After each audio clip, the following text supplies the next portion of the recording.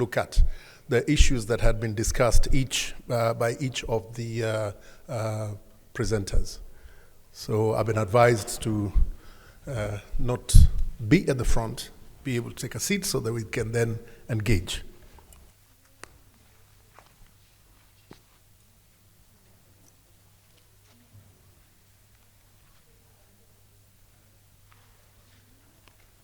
Yes, kindly allow me to begin with General Musa.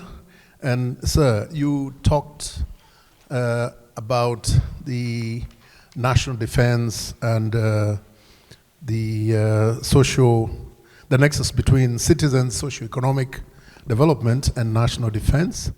And thank you very much, sir. That was indeed a very good presentation.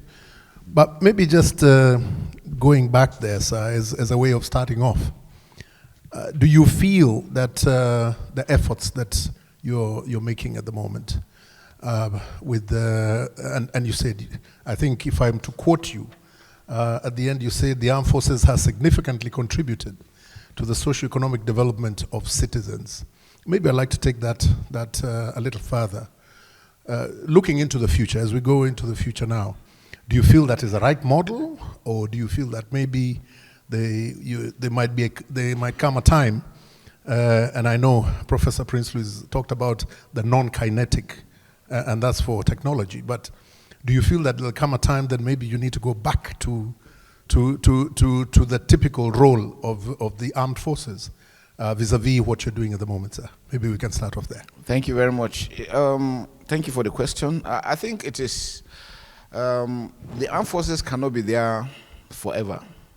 It is just to create that enabling environment for the other aspects of the non-kinetics, now bringing back the government authority, the police resuming, civil authority coming back, taking the responsibility until that extent that there is no threat that affects the community, and they will be able to roll without the military, and then the military will go. But again, if we look at contemporary challenges, it's unlike the conventional one. Conventional usually is between one country and another, and this. Now, the situation we're having, because it's a globalized world, the challenges are now within. So you still see the armed forces still play major roles within. Like in Nigeria during the COVID issue, the armed forces had to step in because of the medical system we had. When we have disasters, we have disaster response units on standby. The military, because of its professionalism and its ability to respond at very short notice, you still find the armed forces will still have to respond to issues on ground. So the armed forces will still have to, and it's important for the armed forces to be very, very professional in their conduct. Now, we also have to work together with the intelligence network. And you know we have the civil intelligence network to assist in building them. The issues on training, workshop, capacity building, the military can do so much. In the issues of engineering, when we have, I remember in the Northeast at Damboa, we had flood that took away bridges. The military had to come in to build, metal bridges. So we have sort of these capabilities that are military inclined, but that could also be used for civilian purposes, and which is very, very critical, that we must continue to work together. I do not see a situation where you say totally the military is in the barracks and they don't do anything. It's not going to happen anymore. With the issues we're having on ground, the military will still have to, and again, the military is so much into educational things. AI now, like he mentioned, the issue of AI is there. The military too has capacities. Cyber war, military is also part of. So it's important for the two groups, both the military and the civil, to continue to work together, leveraging on one another for the defense to be iron tight in any country. So I think it would be a mistake if one will say the military should go back and then just stay totally. No. They have a lot of capacities that they could be used in civil. Thank you very much. Thank you very much, General. Maybe I can take that argument a little bit further. And I know you mentioned quite a bit about the successes that you've had against the terror group, and people actually surrendering and coming back. Do you feel that at some point in this battle of winning the hearts and the minds of the people, and particularly that of those groups, that there'll come a time that you'll be able to, and I know when it comes to, and you said it yourself, the fact that where somebody believes that killing you, they're going to heaven, and if they defeat you, it's a blessing. It's a very difficult enemy to actually. But you think the heart and minds approach is actually going to work and probably lessen this and empower them, because maybe sometimes the issue is they don't have any other. Probably the people who are involved, some of them forced, and of course some of them by choice, do not have any other form of economic. There's no way they can sustain themselves. Do you feel that probably that the approach of the hearts and minds will eventually work and water down the operations of the Boko Haram? Just your comments, sir. Yeah, thank you. I strongly believe, yes, inclusiveness is very key. And that's why I mentioned the issue of fairness, justice, and equity. In any community that you do not have this, it creates more problems. And even when you achieve that, you must be able to engage them, one, educationally, be able to provide dividends of democracy for them. They should be able to see that, yes, in a democracy, we voted in a leader that we wanted, and he is in there to make sure that we are comfortable. He provides the infrastructure and amenities, provides schools, hospitals, and all this stuff. If you're able to do that, the reasons these guys use in recruiting people, showing them that, look, you don't even have roads, you don't have water, you don't have electricity, but the government is providing such. It makes it difficult. I give you like Doha here. I mean, going around, you see how the situation is. Anybody living here will know that he's well taken care of. Medical issues are addressed, and so all he needs is to be a good citizen. And then while being monitored, then what we do is that immediately they surrender, they report to the closest military location, we disarm them, we hand them over to the intelligence agency with the police, they are profiled, then medical attention is given to them before they are taken to the camps. And when we take them to the camps, it's the government, the state government that takes care of the camps, the management and the administration. And then so we're able to also identify them who are the main perpetrators, who are just those ones that were conscripted, which ones are. So we separated them from the children and the elderly and the women. So we provided different kinds of services for each of them, especially to build capacity. And part of it is the deradicalization process for those ones that have been radicalized. Now that is a very slow and long process. So we have religious leaders that are well schooled, that are with them, interfacing with them, and bringing these things back to their mind and telling them the right things. Because what we understand is that some of them, most of them are have skewed the interpretation of the Quran to suit what they want. So we have leaders now that will sit down and tell them the proper thing, how it's supposed to be, not what they think or not what they're being taught. Like I told you, in the Northeast, they have been informed that if a military man kills you, it's straight to paradise. But if a civilian kills you, you might go to hell. So if he's fighting a military man, he would rather a military man kills him than the civilian. It's a mindset. So you have to work on that, and that's through psychological operations, PSYOPs, and then strategic communication, because you must communicate. And that's why the media is very, very important in asymmetric warfare. You must be able to project so that people will see. I give you another example. We had some of them that were to be taken to Abuja from Maiduguri. By road is about almost about 10 hours trip. But the impression they gave them, their commanders gave them in the field, is that Maiduguri is only Nigeria. You understand? To tell you how they brainwashed them. So when they came and they were driving and they took 3, 4, 5, 6 hours, so the guys kept on asking, where are we going to? They said, we are going to Nigeria. We are still in Nigeria. They said, no, that Nigeria is not this big. How can we be driving for this long? Some of them have never seen electricity. So when they talk to them, they will tell you, that look, they were told that even in daytime, even at night, it's still like data because they don't know. So the media is the one that will bring out those highlights for them to understand that, look, these guys are just lying to you.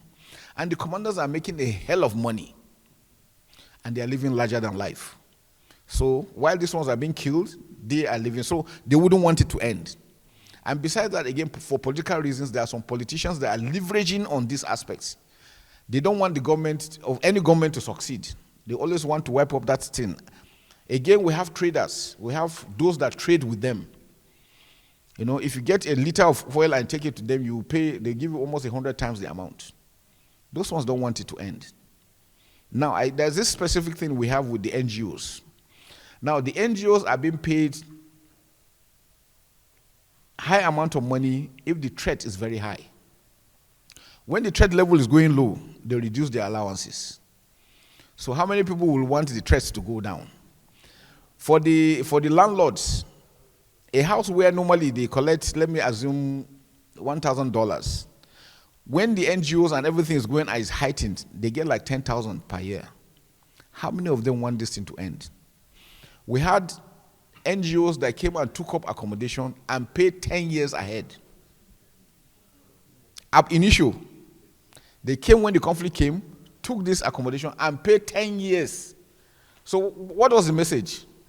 You think that person wants it to end? So you see, when you see asymmetric, there are so many people, there are so many things involved in it. So many. So for every nation, like I said, the first thing is please don't allow it. Whatever it takes, quell it before it grows.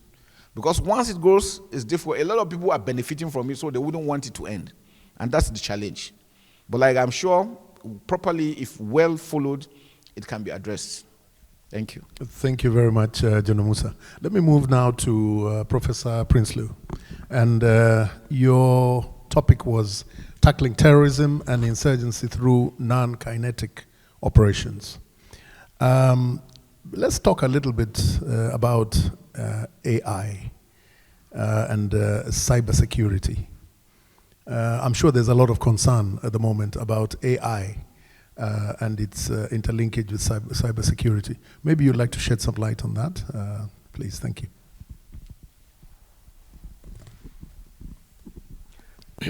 Well, thank you for the question. I really appreciate it. I think it's a relevant question to the discussion today.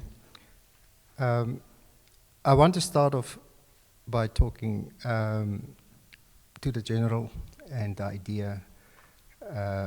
the ideas that are emanating from Nigeria on non-kinetic and kinetic operations. And I think they are incredibly well developed, and they do understand what is at stake and how radicalization and which actors are responsible for that. So I really want to applaud them for that. In Southern Africa, unfortunately, it's not quite the same thing. So I can perhaps speak a little bit about that experience that we have in Southern Africa. So one of the best examples that we can unfortunately have in Southern Africa is what's happening in northern Mozambique. And I want to speak to what the General has said here. When SADC provided the mandate for SAMIM to go in to northern Mozambique and stabilize the area, I was there actually just before that, doing an investigation. And I can tell you that there's more money that comes in for humanitarian aid and that can be used for and skimmed off and used for corrupt purposes than there is in a peacekeeping operation. And that's why SAMIM was doomed from the beginning. The World Bank at that stage have been just the World Bank itself. I'm not saying the World Bank is corrupt. I'm saying that it was close to $10 billion at that stage that was being loaned to Mozambique to help with the displacement of people. And that is big business. It's, in fact, the Mozambican government created a new department just to handle that amount of money. So in Southern Africa, we are kind of naive. My second part, coming back to the cyber, I just want to say for the record that non-kinetic operations do not only include cyber operations. It's also very much about human intelligence, the information about what is happening on the ground, about the population, who are the people there that are influential and can help the particular state with their purpose and so forth. It's about identifying counter-narratives for propaganda. It's also about the other side of the coin, where you use even your, especially your state-directed media stations to help you with counter-narratives in that regard. So depending from which side you're looking at that, you know, if you look at Russia today, it might be seen as a threat to the West, or not a threat, but it's not taken seriously, but some people might take it seriously. But at the same time, from the other side, CNN is seen as doing exactly the same, right? So this is something that is not universally balanced or implemented in a balanced way. Now, my final point I want to make about AI and cybersecurity, for instance. Unfortunately, in Southern Africa at large, cybersecurity is not understood that well. And that gap is being filled by private companies that provide them with packages which they, or which departments or the private sector can buy, that supposedly provide cybersecurity. So the definition and understanding of cybersecurity is not great. It's not really formed as of yet. And you have people who can sell something much better from these companies to the private sector and even departments. And what we have in South Africa, for instance, is that different departments might actually implement cybersecurity measures from different companies, and they don't even speak to one another. And I think we really need to raise the awareness of that impact. I'll stop my long tirade with just by saying that artificial intelligence is really a game changer. Not only is it highly energy intensive, it's disruptive to the current world order. And we need to understand who is going to benefit from this, so that we do not always try to say, okay, well, you know, we're busy with the fourth industrial revolution, let's try to catch up. No, what we should be doing is to say, listen, where is my country or my state or my government going to be posturing itself when this or this scenario plays out? Because those countries with the greatest resources now are probably going to have the best artificial intelligence capabilities in the future. Thank you. Thank you very much, Professor. I think we can open it up now to the plenary. I see one question there, sir.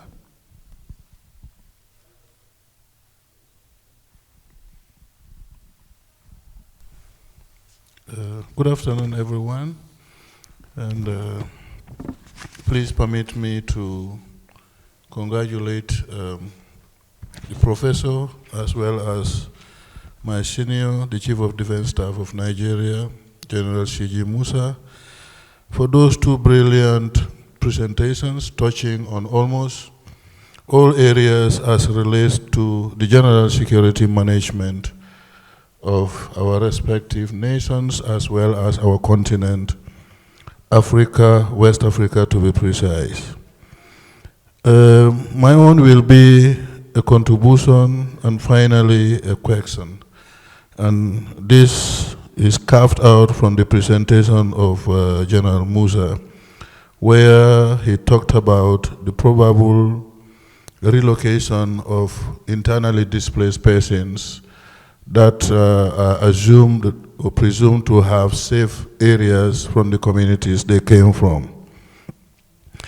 I'm aware also that it's an international acceptable standards that either refugees or internally displaced persons should be transported in safety and dignity, as well as relocating them to camps or original place of abode that has completely been demilitarized, encouraging civilian characterization of such communities. Any deviation from this will certainly tantamount to a violation of their basic fundamental human rights. My question is, I hope the military of mighty Nigeria, the giant of Africa, are taking this into consideration prior to the resettlement of those IDPs or refugees, as the case may be? With your permission, sir. Thank you very much, sir. Any other question? Yes. On this side, please. On the right here. Yeah, thank you. Thank you. My name is Dr. Nzeribo Kebwe from Nigeria. I must commend the paper presenters, especially my country's Chief of Defense Staff. He did excellently well. There's so many things I heard today that really touched me, especially the story of that young boy who never slept on the foam before, and they offered him foam and he was crying. It's a touching story. What that means is that a non-kinetic approach can go a long way to turn things around in worrying situation like that. So, sir, I want to ask, what is your ratio or percentage of success story of non-kinetic approach as per your experience and that of a kinetic approach? The percentage of that, the success story of both non-kinetic and kinetic.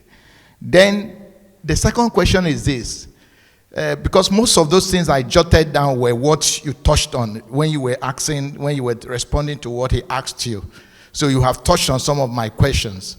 But a particular question I want to ask is, while speaking, you talked on, using religious leaders, to de-radicalize those militants or terrorists. But I did not hear you mention psychologists, because religious leaders can pray and do some of these things. Psychologists are professionals who help in radicalization. So I want to understand whether Ministry of Defense have a department of psychologists who can help do this work, because without psychologists, the religious leaders will just touch a little and will not be able to solve the problem. Thank you very much. Thank you very much, Doctor. Any other question, or maybe we can take those? Sorry? Okay, yeah. Yes, ma'am. The mic, I think just switch on the mic, please.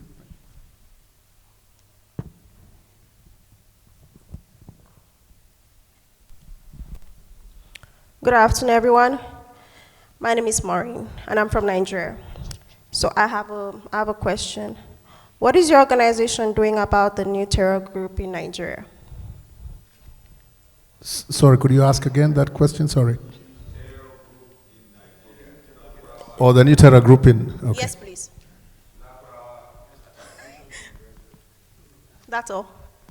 Thank you very much. I think we can take those three, and sir, it seems like General, they're all for you. Okay. All right. If Thank you very much. Respond, sir. Thank you. Thank you very much for the last. Let me start from the back. The Lacrawas. It's not a new terror group. They've been in Nigeria since 2018, and again, it creates problems because we've always tried to advise individuals that you invite somebody to your community for whatever reason. You don't know them, they don't speak your language, you brought them across from international borders, you give them refuge, they stayed with you, they had a sharing formula for them to be with you, and then suddenly you stop giving them what they wanted. The tendency is next, they want to start asking by force. That was exactly what happened with the Lacrawas. They are from Niger, they don't even speak Nigerian language, they are not Nigerians at all. But the locals felt comfortable with them, thinking that they are one of the same. Maybe my religion, come here and help me. In case I'm going to be attacked, you can protect me. Then I'll be giving you this amount of money or giving you this support and all these things. And in fact, some of them, if you talk to them, the communities now, they tell you, no, they are very friendly. Because what they do is that they try to show you they're better opponents to the government. They bring out money, pay you money, give you food, give you this. Say, no, I'm with you, I'm here to protect you. Better than your government. But you know, it doesn't last. The romance doesn't last. After a while, they will show their true colors, and that's exactly what they did. Initially, again, when they came, they said they didn't have anything to do with Nigeria, that their problem was with Niger. So they were comfortable. And since their problem was with Niger, the locals felt comfortable with them. And when you come to ask them and say, no, there's nobody, we're all friends, they're all, because we share a very common border, like I said, with Niger, about 1,600 kilometers. Some houses, you see the sitting room is in Nigeria, the bedroom is in Niger. That is how close. We share common culture, tradition, religion together. So it makes it difficult even separating them. So even when you come as a visitor and you want to find out, they tell you, no, we're together, there's no problem. Until they started taxing them and they started killing them. That's when they now cried out. So efforts are being made now. Operations are ongoing to clear them up completely from the sovereign. And we're working together with Niger. Because normally, like I said, they don't respect any border. You come here, they move to the next country, and then when you leave, they come back. Now, we have 20 kilometers right of pursuit. The Nigerians are working together with us. So we're addressing it gradually. But like I said, it's a difficult operation because the only way you identify them is if you see them armed. Or else they're just like any other person. So if the villagers tell you they are our friends or they are our relations, what do? That's the difficulty in asymmetric warfare. But we're working on it, and then the intelligence agencies are equally down there following up the issue. On the issue of the IDPs and probably refugees, yes, psychological operations have been, we have psychologists. In the military we have, like everything, every space of life you have in the civil, we have in the military. It's just like in the civil, probably more, but in the military, small but very, very efficient. So even for our troops, because of post-traumatic stress disorder, we have for our troops, when they are before they go, we brief them. When they are leaving the theater, we also take them back and give them some psychological, because we don't want them to go back with that mindset back to the community. Sometimes they go back with a lot of rage because of what they've seen, what they've gone through. So we do that. Likewise, part of the deradicalization program we're doing is we have the psychologists to also take part, apart from the religious leaders, because it's a holistic thing, and we know the importance of mental health issues, again, and so those are the things that have been addressed quite very well. On the issue of the ratios of non-kinetics, well, the ratio, maybe you look at it from the level that at least now the rates of attacks have gone down. Communities are now resuming back to their communities, and not forcefully, like with the question from the IGP. Not at all.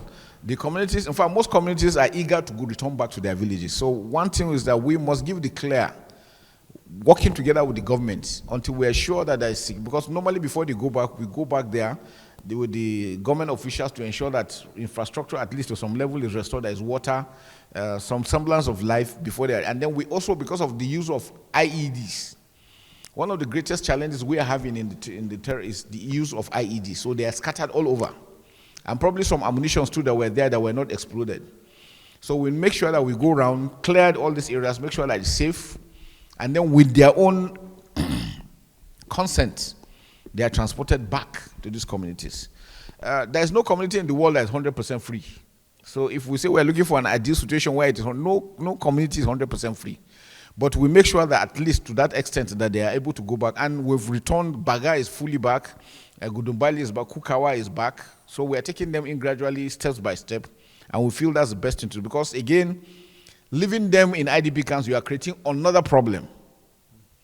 Now you're having a lot of rape cases, a lot of stealing, a lot of killings, all within the camps because they're so crowded. So easing them out gradually and taking them back to their communities has made it a lot easier. But again, with their consent, nobody's being forced into doing it. And then for the refugees, we're also working with, we have some of them in Niger, some in Cameroon, some in Chad. We're also working with them to bring them back gradually. And so I think the work is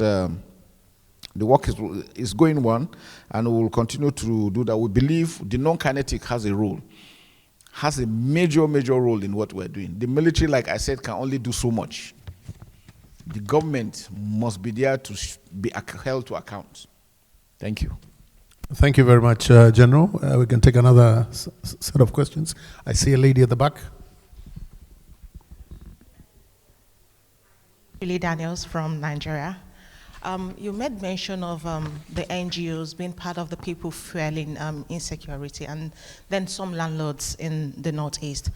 So what measures has been put in place to make sure that this is taken care of or totally cope out? Thank you, sir. Any other questions? Yes, General? Thank you. It's Leon Duplessis. Professor Prinsloo, the risks of AI and cybersecurity. Whenever we put our strategy on the table and our war plans, there must be a risk, because in today's day and time, those will be put on computers, most probably also hard copies. If the army uses AI to refine their strategy and they put that into AI, what are the possibilities of their plans being exposed and put in the open when they use AI to either better or to even develop a strategic plan or a war plan? Thank you. Yes, ma'am, please. I have another question. When can the terror groups in Borno be completely exterminated? When can the terror groups in Borno State be completely exterminated?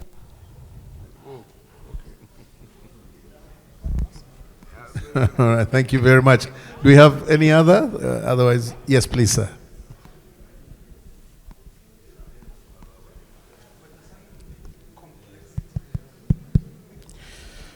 Good afternoon. I'd like to take this opportunity to thank the General and Professor Prinsloo for the brilliant presentations. My question goes to Professor Prinsloo,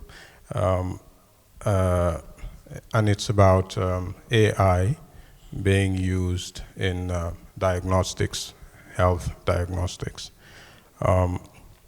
Experts believe that, the AI landscape is evolving. It's not, it has not yet matured, and they have security concerns. We know health is a very tricky situation. If people rely heavily on AI for health diagnostics, what are the dangers if we do not have sufficient safety protocols in place for enemies or terrorists using this data to, put people's lives at risk? Thank you. Thank you very much. Okay, we can take one more and then we'll ask the panelists to respond. Thank you. Thank you very much. My name is Dr. Nasru Mahazu. I'm the Commissioner of Internal Security and Home Affairs in Katsina State. Well, in as much as I completely agree and with the presentation of the CDS, Musa, and also the step taken as well as the achievements made in fighting against the terror in Nigeria. But I can see that Northwest did not become so apparent, so clear in most of these fights against insecurity, taking into cognizance that the terror in the Northwest seems to be more devastating than now in the Northeast because of the way the terror groups operate. Now for Boko Haram, for clarity, Boko Haram are driven, their activities are driven by ideology. They believe in as if they are serving the Almighty. Well, conversely, in the Northwest, bandits are operating to steal from people. It's just a thievery. They don't have any ideology. They don't have any principle. They just want to steal. They decided to acquire arms.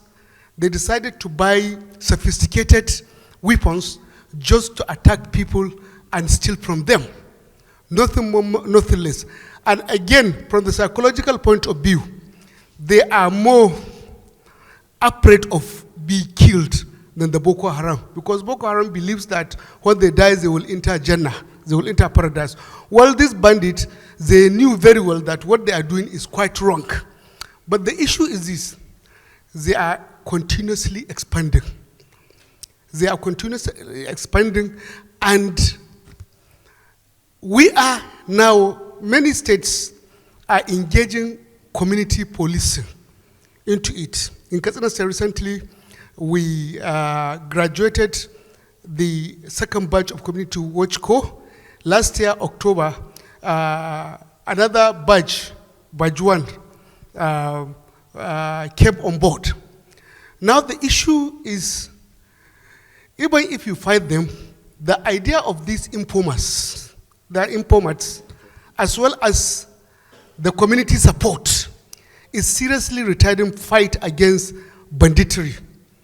And unfortunately, there is one serious factor which I want as Chief of Defense Staff to answer. You see, since they have the idea of this firepower, bandits use AK-47. Well, the law of the land did not allow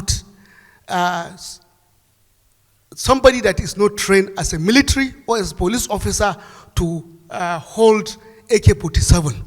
And this is a community-driven crisis that can be addressed substantially by the members of the communities.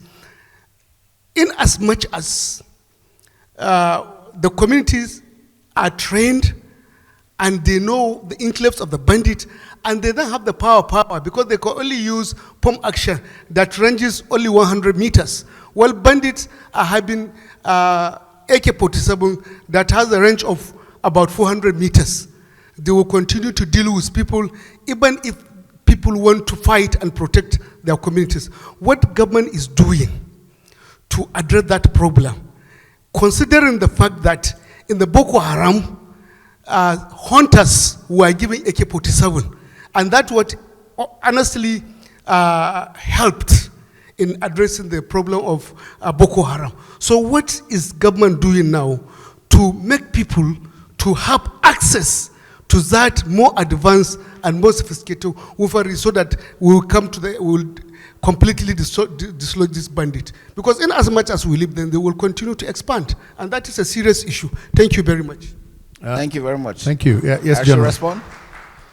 Okay, good. I'm very happy you brought up that question, and I'm really, really very happy because I know I didn't cover it. I wanted somebody to ask so I can actually dwell in it. Thank you, sir. Let's start from the beginning. How did we get to the banditry? If we tell ourselves the truth, what is going on in the Northwest is the Hausa-Fulani fight.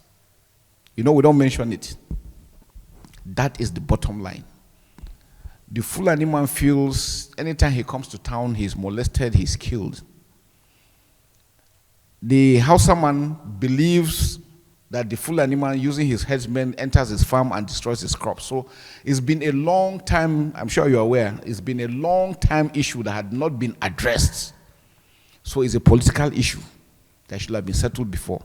It had been allowed until it evolved to what it is today. Now, acts of criminality now came in. When acts of criminality came in, they felt that now, because the borders, you know, I mentioned the issue of porous borders where weapons are moving in and out, and that's why they felt that, yes, since their cows are being attacked, they too should be protected. And that's why you see major of them carrying arms. And before you know it, those that didn't have cows started into acts of armed robbery, small stealing, until it graduated to what it is now. Then the Boko Haram, with the hit they got in the Northeast, a lot of them moved. So it's a convergence of criminality that has come together to build up to what the acts of banditry. And the only way they make money is what? Kidnapping. When they kidnap, they make money. Now, the state governments, yes, in order to address that, I personally support civilian JTF. We use them effectively in the Northeast. But how did we apply them in the Northwest? What we did, The communities were the ones that identified youths that had character, that were reliable, that were honest. They brought out those names, gave the state government brought them in, profiled them with the police and the DSS, the State Security Service, and then they were now handed over to the military. They were trained with the mandate to protect their communities, not to go and attack any other person. Because one, the military, the armed forces, we are not many, we can't be everywhere. There is no country that have security forces everywhere. So their own intent is, the mandate for them is protect your community while the main forces are coming. So you delay them until that. And that's how we have used them. And frankly speaking, they've given us a lot of, because one, they know the areas very well. They know the area, they can tell you where IEDs are, which routes are clear and all this. And so we use that correct. But what we found out in the Northwest is a lot of this were not done. And the danger is, don't ever allow a training to be viewed, the perception of that using one ethnic group. Like I told you from beginning, the issues were Hausa, Fulani. Now, if you have civilian JTF that is only Hausa, what would the Fulani feel? He will feel threatened. And that is what is causing the problem. If you sit down now to look at in Katsina State, how many have been killed so far? Because one, they operate in Northeast, they operate with the security forces. There is no operation they don't go together. So the security forces will give them that experience and the tactics to use. In this other area, they want to go alone. And you know that they've started also vendetta, starting to also settle personal scores. So they've derailed from the main objective of protecting their communities to settling personal. Some of them now have started settling land issues, marital issues, things that are not part of what they are supposed to do, because again, they were not controlled. The civilian JTF in the Northeast knows if he commits an offense, he's going to face the law. So he is guided. So those are things that I think is important, that in the Northwest, go back and be able to do that. Dilute your groups. Don't make it one ethnic group, because if you do it, if you either take Fulani alone or you take Hausa alone, you are creating problem. Give everybody equal opportunity to be part. Once they have a sense of belonging, they take ownership of it. And it makes it a lot easier for you. So I think it's very, very important. And with the mandate, protect your communities. I think that's very critical. So if we're able to do that, I can assure you, you'll see it differently. And I've visited your governor not too long ago, and I'm happy the way he's going, approaching it. But the important thing that I think is missing is the aspect of cooperating together with the armed forces. We must work together, because it's a common enemy we're dealing with.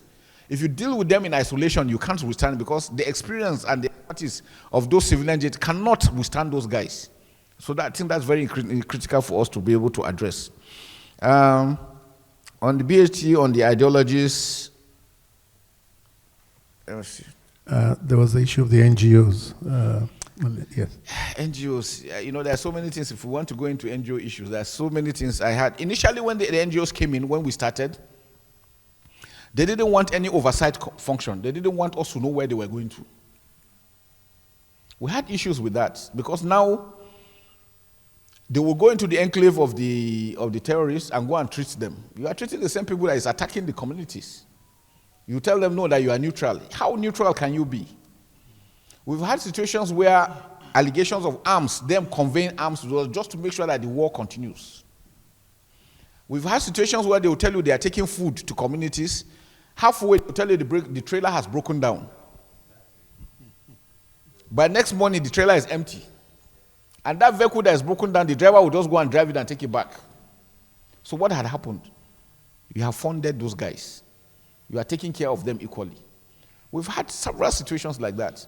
So we said, no, it can't continue like that. And that's why we insisted with the state government that, look, the state government must know what's going on. So if any NGO comes, it must be registered. We must monitor what's going on.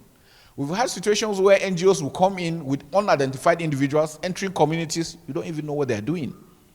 They don't have NGO ID cards. They are not part of the government. Who is taking them to? What are they going there for? And so by the time we start monitoring what they were doing, we noticed things started getting better. So which means something is going on somewhere. Because they come from all over the world and you don't know who is who. So that's why for every country, please regulate what the NGOs are doing, monitor what they're doing. Most times you hear them telling you that they spent $10 million, and then you wonder where. Most times the money is spent on themselves, on their luxuries, the hotels they stay, the vehicles they are using, and all those things. The locals don't benefit much from them. And yet this thing keeps on. I've told you, somebody will come and pay for a house for 10 years ahead. So what is he trying to tell you? This thing will never end until after 10 years, or maybe he will renew it. And again, I always remember that if there is peace and the threat level is low, one, they are going to retrench them. Two, their hazard allowance will reduce. How many of them will want that? We're not saying all of them are bad. No, some are really doing very well. Some are extremely doing very well. But again, please don't just assume they're just monitor what's going on, monitor what's being spent. I think it's important. I think we've dealt with the issue. There's the last one of extermination of the. When is it going to end? Maybe I should ask you, when is criminality going to end? It's something that we have to live. No, the truth about it is just something that's the new world order. And it's everywhere. In America, how many killings are going on? It's all acts of terrorism. It's going to be in every country. It is your ability to mitigate, to deal with it in such a way that it does not affect the normal lives of the people. But acts of criminality will continue. That is for sure. Countries that have not had it, please don't allow it to start. Whatever it takes, once they start, please nib it immediately in the bud. It's very important. And what does it take? Monitoring. Monitoring is good. Law enforcement, legal system. These are areas that we are having a lot of challenges. Most times you even arrest these people, there is no legal law to deal with them. You are left with the people to deal with. It's a big issue. And because they know that, they too will leverage on those aspects. So I think that's why it's important, like we said, is a whole of society approach to addressing asymmetric warfare. Thank you. Thank you very much, General. Very articulate indeed. Thank you very much, sir. Professor, the risk of AI in plans for war, and then the other one on health diagnostics. Please, thank you. Well, thank you very much for those two questions. I think I need to explain that we're talking about two different things in this space that sometimes can be confused with one another. The first is being the risks that AI or cybersecurity or lack of cybersecurity can pose, and the other one is the threat that AI can pose. Now, for the first part of this answer, you need to understand that as the current computer and internet layout and networks are configured at the moment, every single database on this planet is at risk from a foreign adversary. It doesn't matter how great your encryption is. Some countries have supercomputers. They can decrypt, they can infiltrate without you even knowing there. We've seen it with software applications in Iran, with Stuxnet, software that messed up the uranium in enrichment operations. And we need to understand that that is a cybersecurity threat based on existing conditions. To not go on to say that AI is a threat right now, I need to explain it in such a way. The current status of artificial intelligence is that it is still basically a large language model, right? So it's still learning. And the vast amount of information that it gets is interpreted and given back to the user, and it's based on logic and rationality. We see some on the fringe edges of information that are generated at the moment by AI that are actually, false hoots and cannot be trusted. And so there's some kind of imagination that's going on. The problem or the threat does not lie in the current AI. The threat comes with whatever sector you actually, whether it's health or military or anything, is when we start to have what we call general artificial intelligence. And that is a state of being where you have created something that can replicate itself, number one, but secondly, also have some sort of self-awareness. And that is actually the threshold that we have with terrorism and every other type of issue that was raised by that gentleman over there as well, about the psychology of deradicalization. We need to consider that at the moment, artificial intelligence is based on logical and logical interpretations and vast amount of data. Generative artificial intelligence, when it becomes, or if it becomes self-aware, let's say if it becomes self-aware, we are immediately into the realm of going away from logic and rationality towards a space of irrationality, which we call emotions. Now, when we have emotional interpretations, you have an identity and you can develop an ego.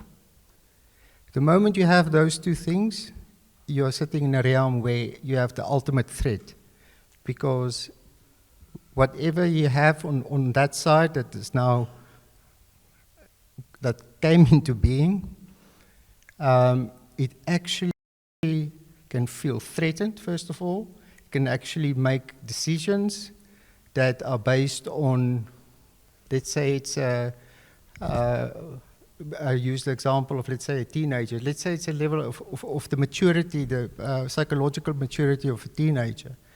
It can be easily offended, or it cannot understand the larger issue at hand and can make decisions that looks to us rational, but may not be. And that is where the lines, and I mean, currently they keep on saying, well, we need to manage artificial intelligence in an ethical manner and consider all of the problems it may create in terms of privacy and so forth. Now, that's not the main problem. The main problem is really if it begins to have a personality, it's unstoppable. And it's unpredictable because it's emotional.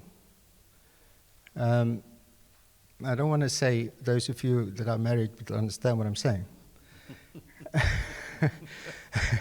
Don't quote me on that. But it is a real threat when it comes to that. And that may happen much sooner than we think. I mean, there are companies that are working on attaining exactly that. And I just want to circle back to the beginning. The supercomputers that are out there right now can do vast amounts of calculations per second, trillions. And they can provide us with information about, let's say, the origin of the universe that we would have taken us 1 billion years as a human race to let's say, model and understand. So that capacity and capability is already there, but it's not self-thinking. It's not self-aware. We're not there yet, but we could be. I'll end it there. Thank you very, very much, General, Professor. Ladies and gentlemen, you must agree that, oh, sorry, Admiral, sorry. Thank you, moderator. Mine is a contribution. First of all, to the issue of artificial intelligence. I just got back from US at Harvard, where we ran the National and International Security Program. Yes, AI is real. Just before now, we thought cyber warfare was the 4th dimension of warfare. CDS, you can attest to that. But again, ongoing debates has it that AI has been deployed in the Ukraine-Russia war. Perhaps Israel must have deployed that quite recently. But again, one of the countries, the developed climes that have developed bill or legal document on the use of artificial intelligence is US. But again, there is this debate ongoing about the human element when finally you are pressing that button, you know, to deploy LAW. Can you remind me what that is? Lethal acquired weapon or something like that. Anyway, related with artificial intelligence. So while the remaining part of the world, be it the developing and the underdeveloped, we're thinking of how to even perfect the use of conventional weapons. The defense industries of the developed climes are already thinking of the next level. So like you said, okay, we are going to get there, or it's evolving and all that. But it's real. It has come to stay with us, and it's been deployed, so to speak. Then on the issue of the Northwest crisis, CDS, you know, you say you didn't mention it. It's a delicate, you know, it's a delicate thread or delicate line to discuss about the Hausa Fulani issue. If you ask me what is the difference between Hausa and Fulani, I'm an Hausa Fulani man. Most of the gentlemen you see here, they are Hausa Fulanis. Perhaps when we listen to the efforts of Katsina State tomorrow or thereabout, the deputy governor or with the commissioner for internal security will be able to tell us what is it really. But you know, our moral values have decayed. From our roots, the traditional leadership system has been eroded. You can see back home what happened. The traditional rulers have been made to look, you know, next to nothing, and they play a significant role. While growing, I never gave them a space. You know, I was never their fan, but you know, when I grew into an adult, I got to realize that yes, they contribute a lot to the security of our local communities, which also speak to the issue of, you know, community policing, which I strongly ascribe to. Perhaps too, when you are speaking to us, you enlighten us more on the effort of Katsina State. But again, overall, the issue of the Northwest has to be from all fronts. All the Northwestern governors must come together to fight from all ends into a center or a pivot point where the military are also operating to support whatever local effort they are doing. And then, of course, just to maybe remind or inform the Commissioner for Internal Security, the issue of RPGs or no RPGs and all that devolved from when Gaddafi fell in Libya. You know, for over 2 decades ago, we've been hearing that in our staff colleges and all that. Oh, okay, these weapons are coming to Nigeria. They are coming, you know, and all that. And of course, they are with us. Those are the weapons that are being procured by bandits or terrorists and all that. And of course, again, looking at the whole issue of Boko Haram again, just to contribute to what the CDS has said, there is an international conspiracy. The Red Cross Society is an intelligence organization. I've been to Batista in the United States years ago, and I know that is where the crew teams to work in multinational operation spaces. They are agents, and they are not supervised or monitored in whatever they do, just like the CDS has said. That way too is being proven over time, even in our climb back home in Nigeria, that they drop weapons. It's true. They drop medicaments. It's true. The CDS was in the Northeast. I was in the Northeast 2017. If you may recall, I was in your environment. And then, of course, most of the time, we were working on the threat of famine, which was brought about by World Health Organization. World Food Program, which again you are going to face right away. When I was in the US last week, I heard about the threat of famine again, that it's looming its head and all that and all that. And then, of course, we were there under the defense headquarters. I was Director of Search and Rescue when you saw me in Maiduguri. And of course, we coordinated the relief for the country to boost the effort of the NGOs. And I'm happy over the years, you have also downgraded. You didn't also mention that, but let me just say too that you have downgraded the NGOs. They have been, some have been declassified and been asked to go away. That also contributes to the successes that is being achieved today by the defense headquarters or the armed forces of Nigeria, so to speak, towards diminishing the issue of the insurgents. So you see, these are issues. Perhaps the developed climes don't want us to stabilize. Is an issue. It's an ongoing debate and all that. But again, I tell my African brothers, especially when I was in active service, I tell my colleagues, the navies, the Coast Guard, look, these guys are only around us because we have critical minerals for them to tap. They need all the raw materials to develop their climes. And everybody is looking onto Africa, for raw materials, for industries in the developed climes. And therefore, they will never want us to stabilize in Africa. And so therefore, we must come together as brothers to solve our problems.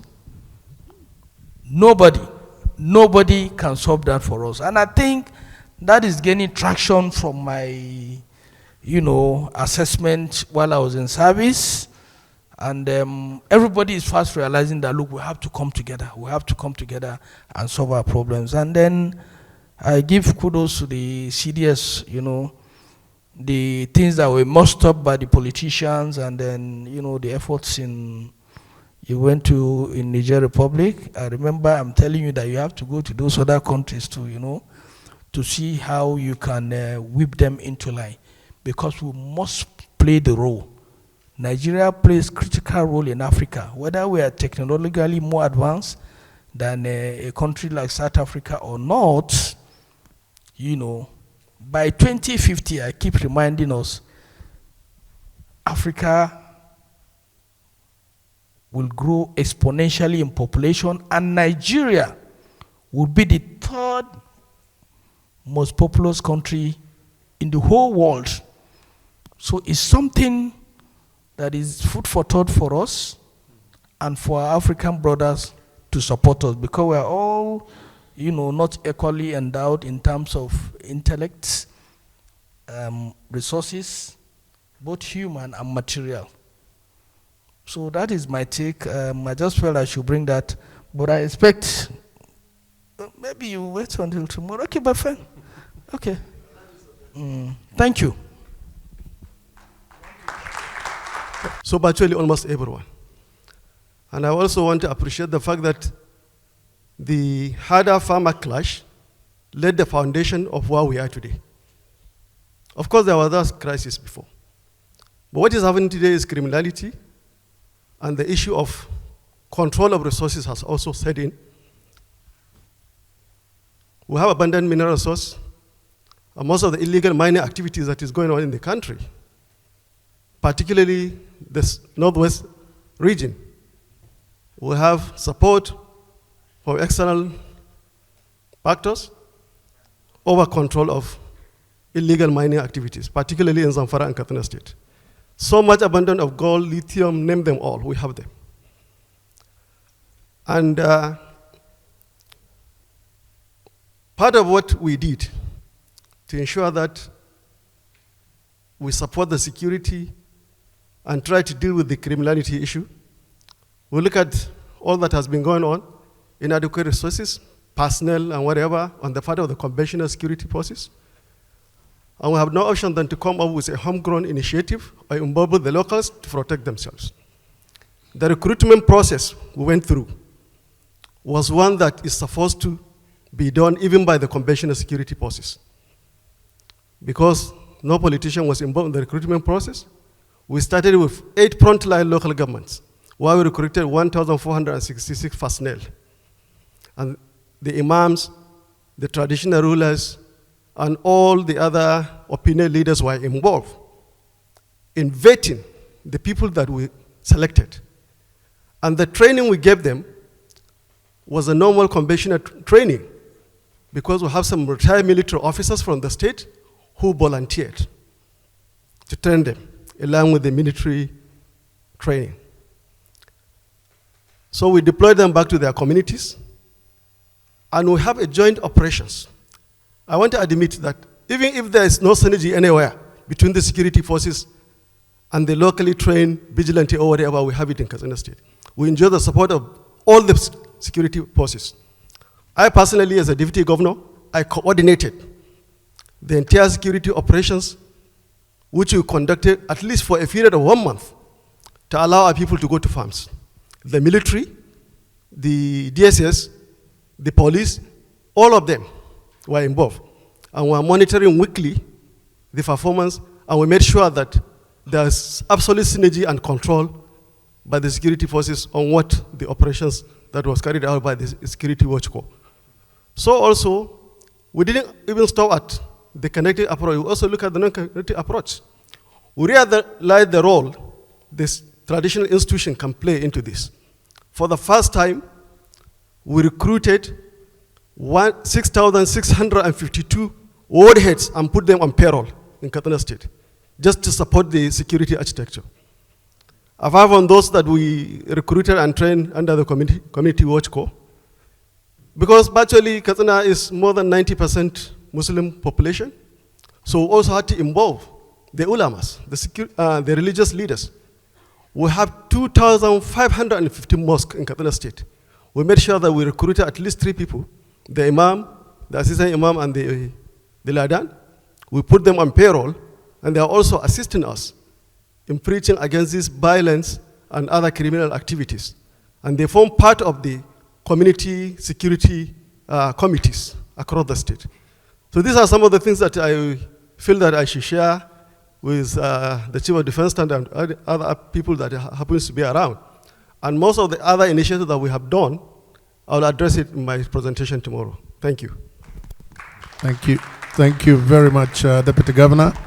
Ladies and gentlemen, you'll agree with me. This has been a very exciting session, and I couldn't have asked for a more eloquent and elaborate panel.